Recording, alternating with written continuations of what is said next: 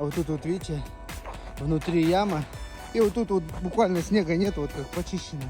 Так вот я сейчас, чтобы заснять крутой видос, с разгону, короче, сальтуху и прям на спину приземлился.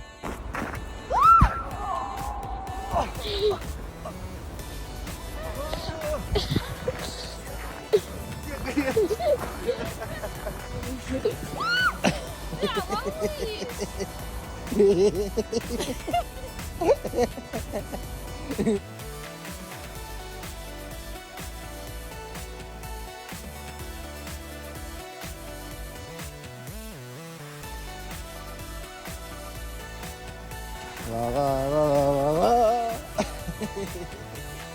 Да,